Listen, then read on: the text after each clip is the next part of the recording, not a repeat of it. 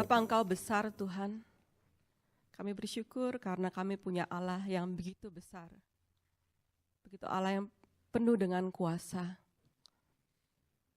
Tuhan, setiap daripada kami yang datang pada hari ini,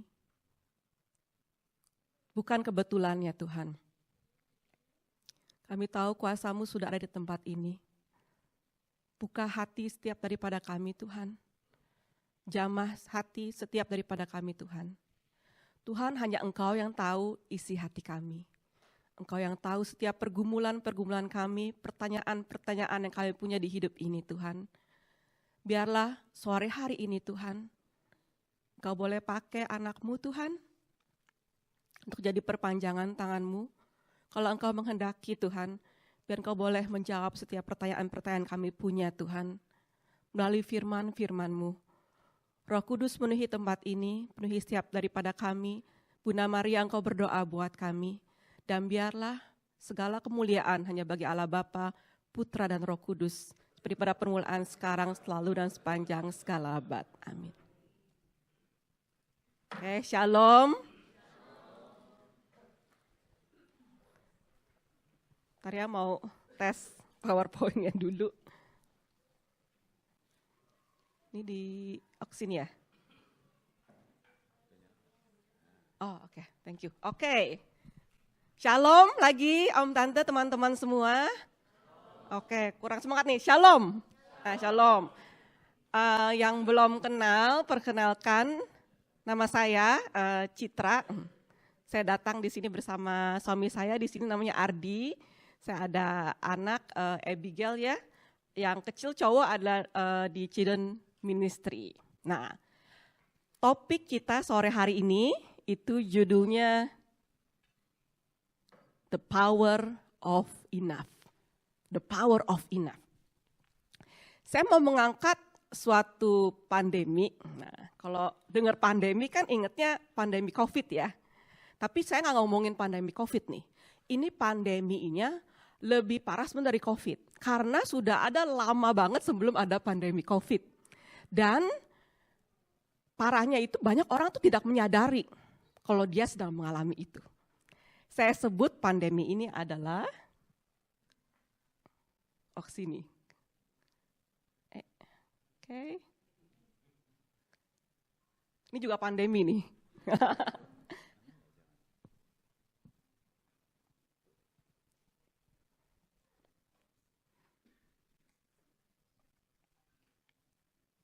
Oke.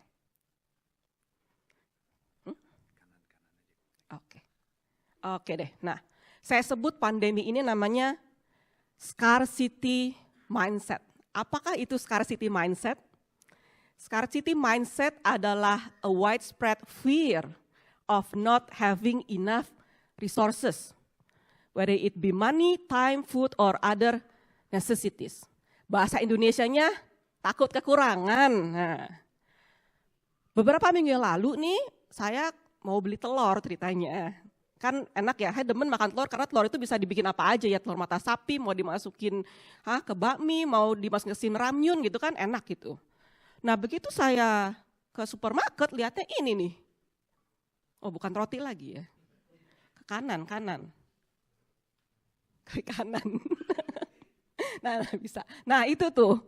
Gimana ini kok telurnya bisa habis gitu ya. Yang sisa itu cuman yang di bawah itu udah pecah semuanya. Mau 600 gram, 700 gram habis. Mau yang cage, not cage, small cage, big cage, apalah semua itu habis semua. Mikirnya oke, telur udahlah gak apa-apa, saya mau roti. Roti, mana rotinya? Rotinya juga begitu. Habis juga ya. Not enough eggs, not enough bread. Nah sekarang tuh di Sydney itu lagi tren-trennya not enough apa nih? Kalau lihat TV itu news seringkali di-mention ya, not enough housing, ya betul, rumah.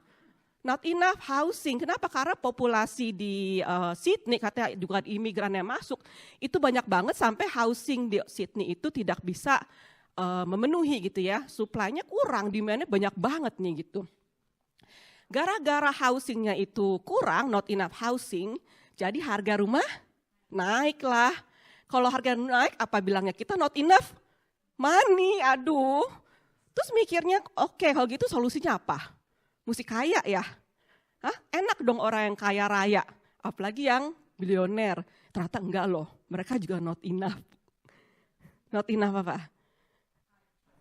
Hah? Sorry? Not enough time. Mereka itu ternyata not enough, kalau nggak hati-hati ya, mereka itu not enough mental health katanya. Kenapa? Karena orang yang kaya raya ya, itu mereka punya very high expectation ke orang lain.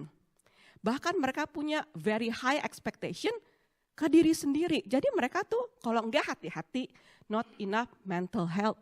Bahkan mereka itu not enough, dia bilang apalagi trust. Mereka takut tuh, kalau orang baik sama mereka, jangan-jangan karena mau duitnya. Padahal belum tentu, mungkin orang emang bener baik sama mereka ya. Ternyata di sini tuh bottom line-nya, masalahnya ini, scarcity mindset. Ya. Bukan karena duit, bukan karena mesti nambah supply roti, telur, ataupun rumah. Tapi karena the fear of having not enough gitu. Banyak orang suka merasa not enough of themselves. Banyak orang merasa kok 24 hours, siapa di sini ngerasa sih kadang-kadang 24 hours itu enggak cukup gitu loh, not enough ya. Siapa di sini yang setuju sama saya kalau 2 hari weekend itu enggak cukup, maunya 3 hari. Oh banyak ya, saya juga gitu, not enough gitu. Siapa di sini yang ngerasa not enough patient, ngadepin anak, ngadepin keluarga ya. Nah, sebenarnya teman-teman Om Tante, bersama dengan Tuhan Yesus, it is enough. I am enough. We are all enough. Amin, ya amin. Lalu kenapa gitu? Ini masalahnya. Scarcity mindset ini. Nah, 2000 tahun yang lalu, murid-murid Yesus mengalami ini. Yaitu pada waktu kisah Tuhan Yesus harus memberi makan 5.000 orang. 5.000 orang laki-laki, berarti enggak termasuk yang wanita, yang anak-anak ya, banyak banget ya. Dan apa yang dirasakan para murid, mereka bilang Tuhan enggak enough. Makanannya cuma ada apa? 2 ikan dan 5 roti. Tapi bersama Tuhan Yesus, 2 ikan 5 roti bisa beri makan semuanya sampai not only enough, tapi berlimpah. Gimana tuh caranya? Makanya sore hari ini kita mau bahas itu. Oke. Ya, Yesus memberi makan 5.000 orang ya. Kita mau bahas dari Markus 6:34 sampai 44. Oke. Kita akan bahas setiap ayat. Kita mau mulai yang wanita dulu deh ya. Di sini kan biar ladies first ya, karena semua pria di sini gentleman kan, bener gak? Iya. Yeah. Oke, yang para wanita kita baca sama-sama. 2, 3. Ketika Yesus mendarat, ia melihat sejumlah besar orang banyak. Maka tergeraklah hatinya oleh belas kasihan kepada mereka, karena mereka seperti domba yang tidak mempunyai gembala. Lalu mulailah mengajarkan banyak hal kepada mereka. Oke, ya fokus dulu. Kita mau lihat konteksnya nih, ceritanya apa gitu ya. Teman-teman Om Tante, satu hal yang kita harus ingat selama hidup kita, meskipun nanti kita udah tua, udah jompo, udah nggak inget sama sendiri gitu ya. Saya mau kita semua ingat satu hal. Apakah itu? Tuhan Yesus selalu mencintai kita. Tuhan Yesus selalu mengasihi kita dan menjaga hidup kita. Di kamus Tuhan Yesus itu nggak pernah ada kata sibuk. Tuhan Yesus akan selalu menjaga kita. Dan ini yang terjadi konteksnya. Jadi ceritanya Tuhan Yesus itu sebenarnya lagi mau menyendiri. Kalau kita baca cerita sebelumnya, Tuhan Yesus lagi sibuk tuh. Habis mengajar, habis preaching, habis menyembuhkan. Dan ada kejadian, ingat gak kejadian apa? Sepupunya Yohanes Pembaptis habis dibunuh. Jadi Yesus itu di konteks ini dia tuh mau menyendiri. Tetapi waktu dia mau menyendiri, apa yang terjadi? Orang-orang datang dengar, oh ada Yesus itu di danau Tiberias itu, mari kita semua datang bersama-sama. Dan Tuhan Yesus tidak sibuk. Tuhan Yesus bilang di situ dia mengajarkan banyak hal kepada mereka karena merasa belas kasihan kepada mereka.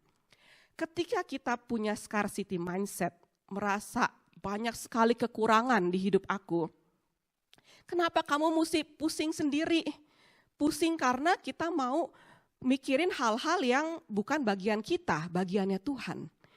Makanya kita datang kepada Tuhan Yesus, biar Tuhan Yesus yang ngajarin kita harus gimana, dan Tuhan Yesus yang menyembuhkan kita. Amin.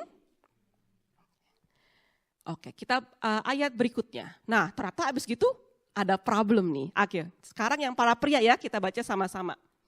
2, 3. Pada waktu hari mulai malam, datanglah murid-muridnya kepadanya dan berkata, tempat ini sunyi dan hari sudah mulai malam. Suruhlah mereka pergi supaya mereka dapat membeli makanan di desa-desa dan di kampung-kampung di sekitar ini. Nah, mulai nih ada masalah. Masalahnya apa? Not enough food. Nggak cukup makanannya. Bener Cid, yakin itu nggak cukup? Ya iya, ini sampai si muridnya Yesus bilang suruh mereka pergi beli makanan. Kalau coba makanannya cukup ya, paling kan murid-murid Yesus pada bilangnya, oke, sekarang break dulu. Pada duduk, keluarin bekal masing-masing, makan dulu, benar gak? Berarti di sini ada problem nih, makanannya kurang.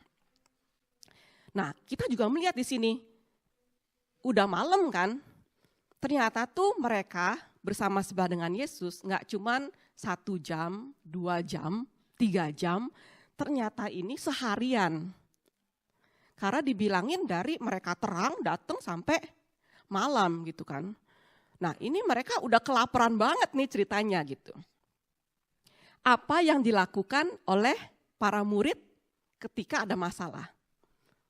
Dia bilang gini, Yesus, itu suruhlah orang-orang ini pergi mereka ke kota-kota terdekat beli makanan gitu. Ini mereka ngapain? Ini berarti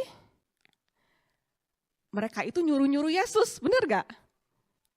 Siapa yo di sini yang kalau ada masalah demennya nyuruh-nyuruh Yesus? Nah, ada yang jujur. Nah, saya juga nih angkat tangan gitu. Emangnya salah? Tahu gak kalau saya lagi lapar ya, saya itu bilang ke Ardi loh, Ardi tolong masakin sop kambing, masakin apa biasanya? Steak lada hitam atau masakin Singaporean chili crab, wah gitu kan. Kenapa aku minta dia? Karena aku percaya dia masakannya enak-enak banget gitu. Jadi nggak salah juga ya sebenarnya ya. Nah menarik nih, Yesus jawabnya apa? Begitu disuruh sama para murid.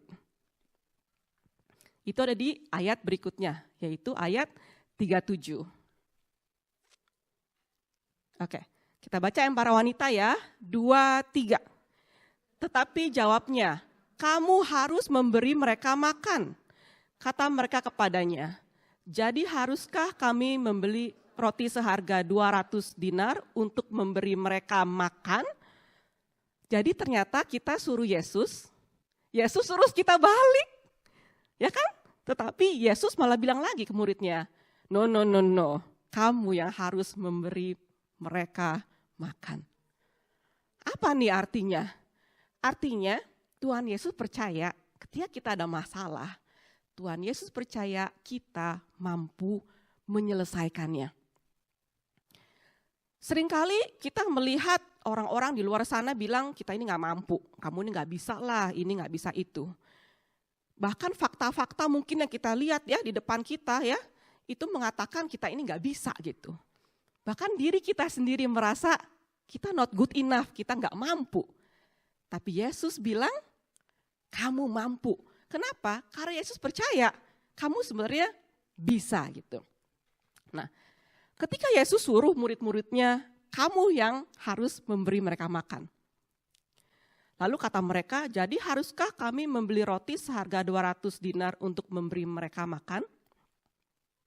Nah ini menarik, di kitab Yohanes, kita kan dibahas Markus ya, kitab Yohanes bilang ternyata yang ngomong soal roti seharga 200 dinar itu adalah si Filipus. Nah si Filipus ini orangnya tuh suka kalkulasi. Nah siapa di sini yang kalau misalnya Yesus bilang kamu mesti menyelesaikan masalah, mulai tuh kalkulasi, dia mulai kalkulasi begini, itu berapa orang, 5.000 orang ya, itu kan laki-laki doang, laki-laki 1, istrinya 1 lah ya, anaknya 2 gitu loh, dikali 4, jadi berapa tuh, 20.000, kasih makan, aduh Tuhan kasih makan apa, kasih makan nasi kotak sekarang berapa, Hah? $10 masih udah gak dapet, oke, $15. Oh bahasa $5. Oke, jangan nasi kotak deh, roti, dia bilang kan roti kan. Roti bretok berapa sih, $5 ya. $5 kali 20.000, berapa ya itu ya. $100.000 Tuhan. What Tuhan, are you kidding me gitu. Beneran nih 100.000, no Tuhan, gak bisa gitu kan. Makanya itu bilang si Filipus. Nah berikutnya ini jawaban Yesus lagi ya. Yang sekarang yang pria ya, baca ayat 38. 2, 3. Tapi ia berkata kepada mereka, berapa banyak roti yang ada padamu? Cobalah periksa. Sesudah memeriksanya mereka berkata, 5 roti dan 2 ikan. Jadi Yesus jawabnya apa? Oke, kalau kamu pikir $100.000 segala macam gak bisa. Apa yang kamu punya? Seringkali kita berfokus ketika ada masalah, kita fokusnya pada apa yang tidak kita punya. Tapi di sini Yesus bilang, fokus pada apa yang kamu punya. Kenapa? Karena sebenarnya kita ini sudah punya apa yang kita butuhkan. Benar, itu lihat ada di Filipi 4 ayat 19. Kita baca sama-sama ya, 2, 3. Allahku akan memenuhi segala keperluanmu menurut kekayaan dan kemuliaannya dalam Kristus Yesus. Jadi itu Tuhan itu sudah memberikan apa yang sebenarnya kita perlukan sesuai dengan kekayaannya. Kan Tuhan kita kaya ya, tapi kan kita malah ngelihatnya apa yang kita gak punya. Punya duit, punya, tapi gak banyak, Cid. Punya anak, punya, tapi bandel-bandel gimana. Punya waktu, punya, tapi gak cukup Cid buat tidur. Ya, berarti ini sebenarnya kita punya. Tapi kita suka fokus pada embel-embelnya itu. Yang gak punya, yang gak punyanya ya. Kenapa sih kita kayak gini? Nah ini alasannya, nyontek dari catatannya, quote-nya si Presiden Theodore Roosevelt. Dia bilang gini, comparison is the thief of joy. Jadi karena kita suka compare sama orang. Orang punya ini, punya itu, tapi aku tidak ada. Jadi kita fokus pada apa yang tidak kita punya daripada apa yang kita punya gitu kan. Nah, dunia akan terus ngasih tahu kita. Untuk kamu happy, untuk kamu bisa ngerasa konten, kamu tuh penuh A, B, C, D, banyak sekali hal gitu ya. Tapi saya mau bilangin, suatu bad news karena aku harus bilangin gitu. Mungkin kalian tidak pernah ada yang beritahu. Selama kita hidup kita nggak akan pernah bisa mencapai semuanya itu langsung. Jadi kalau kita menunggu untuk kita punya semuanya itu saat ini, kita nggak akan pernah bisa happy, kita nggak akan pernah bisa konten. Tapi yang Tuhan Yesus mau bukan fokus pada apa yang tidak kamu punya, tapi apa yang kamu punya. Cek, kan di ayat yang tadi Tuhan bilang periksa apa yang kamu punya. Ada satu hal yang kita akan selalu punya dan kita harus ingat terus kita tuh punya itu. Apakah itu? Kita punya Tuhan Yesus. Kita punya Tuhan Yesus. Dari semua masalah yang kita alami, kekurangan-kekurangan kita, jalan keluar selalu ada di dalam Tuhan Yesus. Tuhan Yesus mampu memberikan jalan keluar buat kita. Kita ingat ya 1 Korintus 10 ayat 13. Ini ayat emas yang kita sering dengar gitu. Kalau pencobaan-pencobaan yang kita alami adalah pencobaan-pencobaan biasa, yang tidak akan melebihi kekuatan kita. Sebab apa? Allah setia. Ketika kita mengalami pencobaan, Ia akan memberikan kepadamu jalan keluar sehingga kamu bisa menanggungnya. Kita suka lupa loh kita punya Tuhan Yesus. Jadi Tuhan Yesus itu ya ditaruh aja di kotak, ditaruh di bawah kasur sampai berdebu, ya sudah gitu. Lalu kita pusing sendiri ngerasa kekurangan ini, kekurangan itu gitu. Ya emang sih gitu.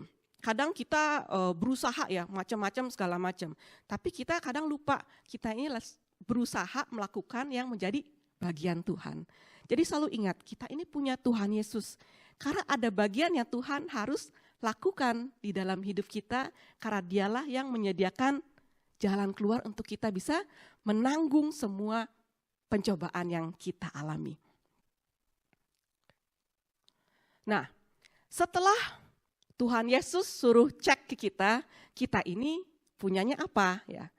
Kita belajar jangan fokus pada apa yang enggak kita punya, tapi fokus apa yang kita punya. Ini menarik nih, lalu Yesus suruh mereka apa? Kita baca yang cowok main cewek sekarang ya? Oh yang cewek ya, oke 2, 3. Lalu ia menyuruh orang-orang itu supaya semua duduk berkelompok-kelompok di atas rumput hijau. Maka duduklah mereka berkelompok-kelompok. Ada yang 100, ada yang 50 orang. Setelah kita periksa kita ini punya apa, tahu gak yang Tuhan Yesus mau kita lakukan? Duduk di rumput hijau. Kita ini pernah gak sih ngerasa kayaknya otak tuh kadang penuh banget gitu. Badan capek, otak penuh gitu ya, apa mungkin efek umur apa nggak tahu lah gitu ya. Terus ngerasanya tuh kayak dunia itu demanding banget. Dunia tuh mesti cepet. Kalau enggak kamu ketinggalan gitu. Kamu berusaha terus gitu. Tapi emang gitu, ada saatnya kita lupa ketika kita berusaha gitu ya. Kita mencoba mengkontrol hal-hal yang tidak bisa kita kontrol lagi. Makanya kita jadi capek gitu. Di sini Tuhan Yesus bilang, mari datang kepadaku. Tuhan Yesus bilang, duduk di rumput yang hijau gitu. Masuk ke kamar kamu, berlutut, berdoa, angkat tangan. Tuhan Yesus yang memberikan kelegaan. Mantap teman-teman, beberapa kejadian beberapa hari lalu, mungkin minggu lalu ya, karena saya sedang mempersiapkan ini kan ya, bahannya ini. Saya ngerasa sekali itu lagi capek banget gitu, pikiran kayak penuh banget gitu. Ceritanya di kantor itu saya lagi dikasih proyek yang besar. Karena besar ini saya jadi mesti belajar banyak hal yang baru. Informasi teknis yang baru, tentang produk-produk baru. Bahkan harus cari ini drawing ya, gambar, itu mempelajari gambar. Sampai ada 1000 gambar ada kali gitu ya. Ini kan aku di construction industry, jadi gambar arsitek tuh banyak banget, beribu-ribu gitu. Aku sampai mikir, ini not enough time gitu untuk kerjain ini gimana gitu. Itu di kantor itu kepala itu otak udah kayak diperes, udah kering kali gitu. Terus sampai rumah masih mesti masak, masih mesti kerjain house chore, masih mesti temenin anak bikin PR, mesti nganterin ngeles. Aku pikir udah Tuhan ya kayaknya udah gak cukup gitu semuanya. Terus pas malam aku mau tidur, Tuhan kasih ingat aku ini, Citra kamu kenapa kamu pusing sendiri? Serahkan semua kepadaku, duduk di rumput hijau. Terus aku mau coba tidur, aku merem aja, aku bayangin diri aku di rumput hijau. Di rumput hijau, terus Tuhan, Yesus di situ, ya udah Tuhan aku serahkan semua di situ. Puji Tuhan loh, tidur loh, pules sampai besok pagi gitu kan. Ternyata bisa gitu, karena Tuhan suruh kita tenang gitu. Seperti lagunya tadi ya, tenang ya kuasa dari surgawi. Nah terus besoknya apakah masalah masih ada? Iya dong, gak kemana-mana kan, itu masalah kerjaan masih di situ kan. Terus pagi-pagi breakfast aku mulai cerita ke suami saya, Ardi. Ini kok aku capek banget ya, ini aduh mesti nganter ngeles, mesti bikin apa-apa gitu.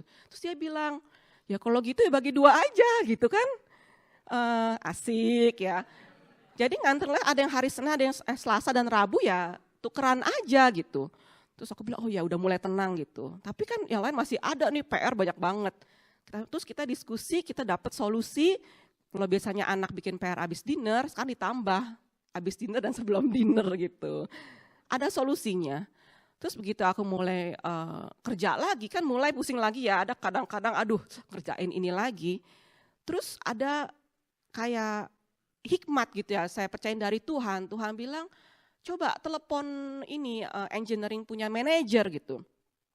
Begitu aku telepon, aku cerita gitu, ini saya lagi kerjaan proyek ini tapi banyak banget drawingnya, saya mulai dari mana. Terus dia bilang gini, ya Citra, don't do that, dia bilang. Kalau kamu ngeliatin itu semua drawing, kamu bisa crazy, dia bilang.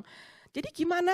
Terus dia kasih tahu cara, kamu coba download ini 3D modeling, nanti dari situ kamu lihat informasinya. Ya ilah, harusnya dari dulu ya aku tanya Tuhan ya mesti gimana gitu. Dan ternyata aku melihat, benar, in the end I'm enough. Tuhan kasih waktu semua enough. Ketika Tuhan kasih aku kepercayaan, itu sebenarnya enough gitu. Kadang kita sendiri yang berfokus pada apa yang tidak kita miliki, jadinya kita capek sendiri. Ketika seperti itu, apa yang mesti dilakukan? Datang ke Tuhan, duduk di rumput hijau bersama dengan Tuhan. Amin. Oke. Berikutnya, oke. Nah, setelah Tuhan Yesus bilang kalau kamu itu ngerasa not enough gitu ya, ada scarcity mindset. Periksa tadi kan, kamu tuh punya apa? Bukan yang kamu nggak punya.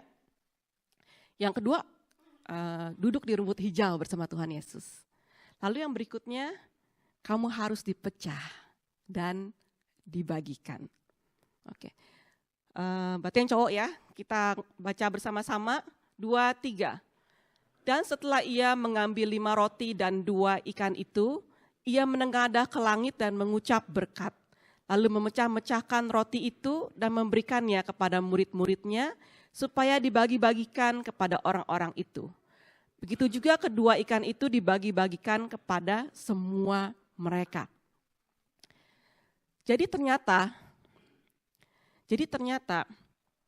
kalau kamu sudah cek kamu punyanya apa, kamu udah merasa tenang bersama dengan Tuhan Yesus di rumput yang hijau, nggak bisa berhenti di situ. The power of enough itu kamu harus dipecah dan dibagikan.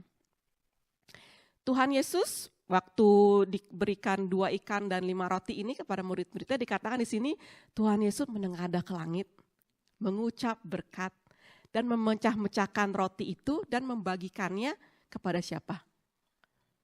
Murid-muridnya, bukan kepada orang-orang yang kelaparan itu, bukan loh, kepada murid-muridnya dulu. Nanti murid-muridnya yang membagikan. Dan kalau kita dengar ini ya, Yesus kan mengucap berkat gitu ya, membagikan. Ingatnya apa? Yesus juga lakukan ini waktu di Last Supper. Dia menjadi role model, dia sendiri memecah-mecahkan tubuhnya. Kan Tuhan Yesus ya bilang ini tubuhku yang akan dipecah dan dibagikan buat kamu. Jadi Yesus sendiri memperlihatkan ini loh, Tuhanmu sendiri itu dipecah dan dibagikan. Dan setelah Yesus mau dipecah dan dibagikan, Yesus mati di kayu salib, mulai mujizat banyak terjadi kan? Mujizat luar biasa apa? Yesus yang sudah mati bangkit. Ini kan gak make sense ya. Ini benar-benar fakta yang ada itu apa ya, hukum alam itu dibengkokkan gitu. Dan inilah mujizat yang bisa terjadi dalam hidup kita. Meskipun banyak fakta-fakta di luar saya bilang tidak mungkin, bersama Tuhan itu mungkin. Lalu apa lagi? Waktu Pentakosta ya, itu kan Roh Kudus turun, sampai para murid itu diberi kuasa. Sampai mereka menjadi berani. Banyak sekali buah-buah roh, karunia-karunia roh. Dan inilah yang terjadi kalau kita mau dipecah dan dibagikan. Teman-teman, om, tante, coba kita periksa. Apa sih yang kita punya saat ini? Apa yang mau kita pecah? Apa yang mau kita bagikan? Karena kita punya semua itu untuk Tuhan pakai. Untuk memberi makan begitu banyak orang. Kalau kita mau dipecah dan dibagikan, itu iblis takut loh. Karena iblis itu maunya kita ini supaya egois. Kamu lihat gak di dunia ini? Dunia itu sangat saat ini ya, try to protect themselves. Pokoknya aku dulu, aku gak mau disakiti, aku mau enough dulu. I don't care about other people. Tetapi yang Tuhan Yesus ajarkan, kamu harus mau dipecah dan dibagikan. Kenapa? Karena kamu sebenarnya udah enough. Kamu punya enough. I am enough, we are all enough. Ya. Oke. Nah, berikutnya. Oke, kayaknya wanita ya. Kita baca sama-sama 2-3. Dan mereka semuanya makan sampai kenyang. Kemudian orang mengumpulkan potongan-potongan roti 12 bakul penuh. Selain daripada sisa-sisa ikan. Yang ikut makan roti itu ada 5.000 orang laki-laki. Jadi setelah cuman 2 ikan, 5 roti, kita bilangnya cuman ya. Tapi itu yang mereka punya. Dan mereka kasih ke Tuhan Yesus, dipecah-pecahkan, dibagikan, bisa kasih makan 5.000 orang laki-laki. Sisa gak ikannya? Sisa. Sisa gak rotinya? Sisa yang beretok tadi ya, sisa banyak banget itu. 12 bakul. Ini kan mujizat ya. Ada teori yang bilang begini, oh itu karena orang-orang sebenarnya bawa bekal. Karena ada anak kecil yang bawa 2 ikan 5 roti mulai membagikan. Jadi orang-orang lain di sana mulai mengeluarkan makanan mereka dan saling membagikan. Saya bilang agak nggak nyambung ya, ini nggak nyambung dengan fakta-fakta yang ada. Saya kasih tahu. Yang pertama, benarkah ini mujizat? Saya percaya sekali ini mujizat, bukan cerita berbagi. Bukan maksudnya orang-orang sudah punya makanannya itu. Berdasarkan informasi Injil. Tadi kita udah baca ya, murid-murid Yesus tuh bilang ke Yesus kan, mereka itu nggak ada makanan, mereka harus pergi membeli makan ke kota lain. Kalau mereka, orang-orang itu membawa banyak bekal, kan Tuhan itu tinggal bilang, ayo kita break dulu, kita makan dulu. Benar gak? Nggak perlu suruh mereka ke kota gitu, beli makanan. Dan tadi kita udah tahu ya kejadiannya ya, kejadiannya ini gak cuma sejam, 2 jam, 3 jam, ini seharian, dari pagi sampai malam. Mungkin ada juga orang yang biasanya kemana-mana bawa bekal, ada juga kan yang kayak gitu kan. Tapi karena udah berjam-jam ya sudah habis kali ya itu makanannya gitu. Terus alasan yang kedua, kejadian ini dicatat di keempat Injil. Jadi di Alkitab itu ada 2 mujizat yang dicatat di keempat Injil, cuman 2. Yang pertama adalah ketika Yesus bangkit dari mati. Yang kedua adalah mujizat ini, Yesus memberi makan 5.000 orang. Kalau ini hanya cerita tentang sama-sama gitu ya, membagi gitu, nggak akan saya bilang signifikan banget dicatat sampai 4 penginjil. Tapi karena ini signifikan banget Tuhan Yesus dapat melakukan mujizat, makanya sampai ditulis sama Matius, Markus, Lukas, dan Yohanes. Nah yang ketiga, ya tolong sekali lagi, itu di kitab Yohanes itu dibilangin orang-orang itu menganggap Yesus sebagai nabi yang akan datang dan mereka hendak memaksa dia untuk menjadikan dia raja. Jadi itu orang-orang di sana mengalami benar-benar mujizat yang luar biasa. Sehingga mereka mau menjadikan Yesus sebagai raja ya. Jadi kalau cuma berbagi makanan ya nggak mungkin mereka mau jadiin Yesus jadi raja gitu kan. Poin apa yang saya mau katakan di sini, saya mau bilang, kita emang sering merasa banyak sekali kekurangan ya di hidup ini gitu. Tapi kalau kita lihat Tuhan Yesus itu melebihi fakta dan segala macam hukum alam gitu. Dan kita di sini mau diajarkan yang kita belajar hari ini, the power of enough. Ketika kita merasa kita kurang, kita melihat dunia ini merasa kurang terus, kita diajak sebenarnya kita tuh sudah punya apa yang kita perlukan.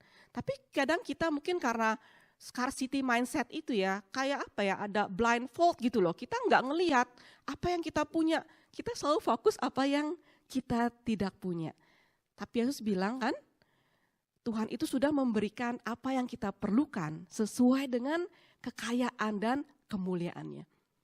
Lalu yang kedua, Tuhan Yesus mau mengajak kita semua untuk bisa duduk di rumput yang hijau. Kita yang capek, kita yang merasa udah hektiknya, tapi kita selalu bisa datang ke Tuhan Yesus untuk duduk di rumput hijau bersama dengan Dia.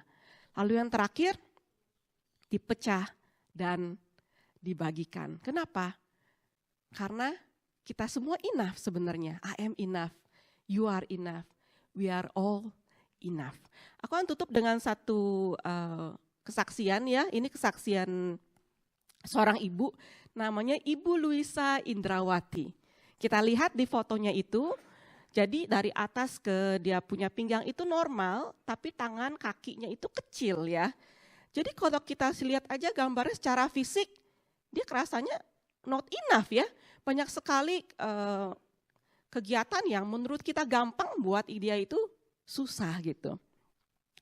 Nah, Ibu Luisa ini adalah wanita terpendek yang melahirkan bayi normal dan mendapatkan rekor Nuri. Saya pikir saya udah pendek ya, 153 cm nih, ini kan pakai high heel ini ya. Ternyata ada lagi yang lebih pendek gitu.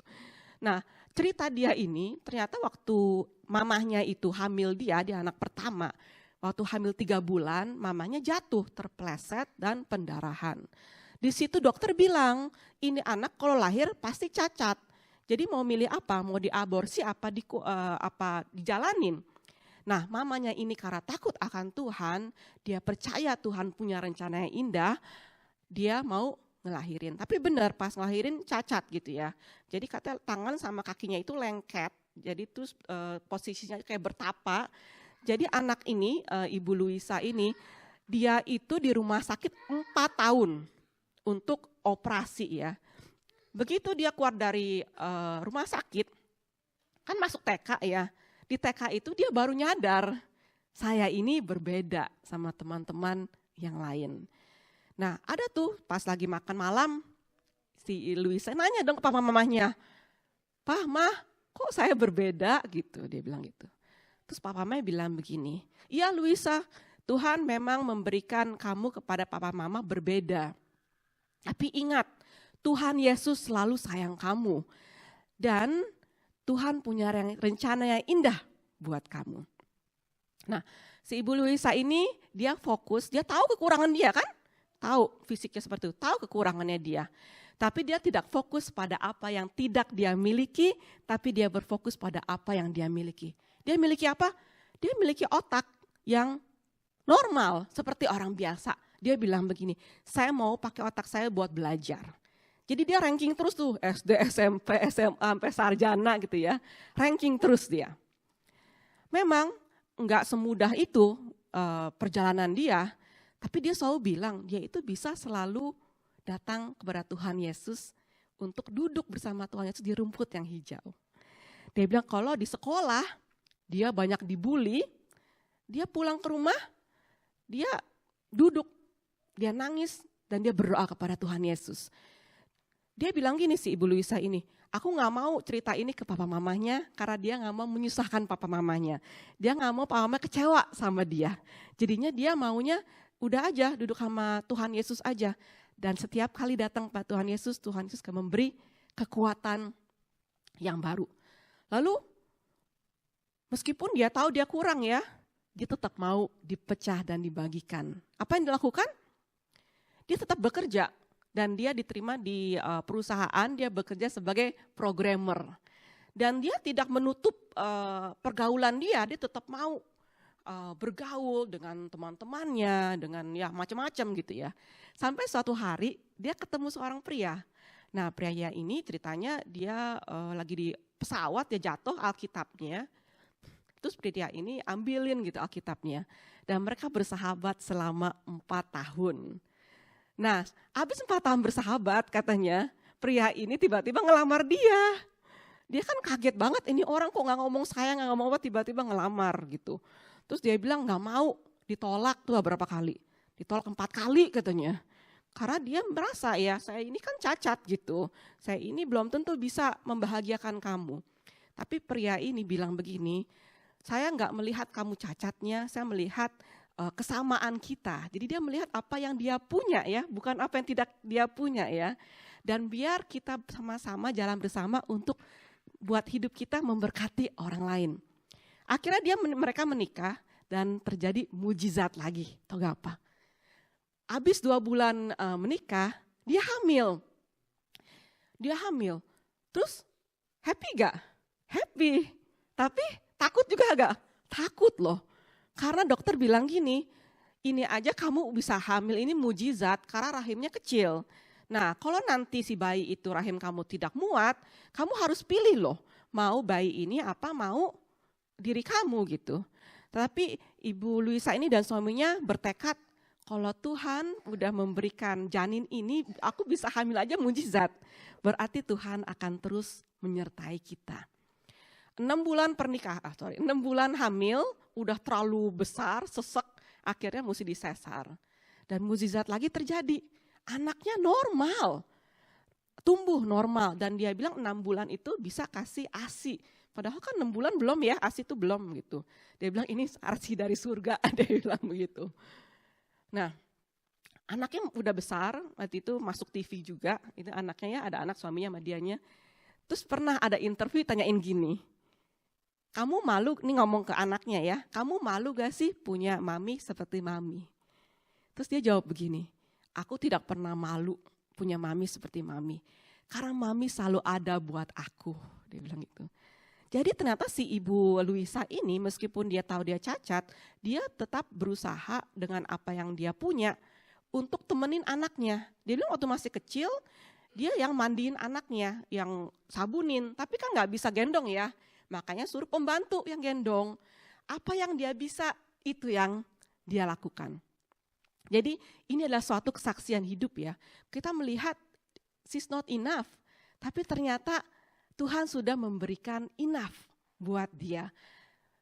Waktu di interview di acara TV, apa mau pesan apa katanya buat pemirsa yang menonton, dia bilang gini, banyak orang suka berpikir, kok aku enggak secantik dia, enggak seganteng dia, enggak sekaya dia, enggak sepinter dia gitu. Tapi Ibu Luisa bilang, Tuhan itu adil, semua orang punya porsinya. Dan Tuhan akan buat semuanya indah pada waktunya. Amin. So the power of enough.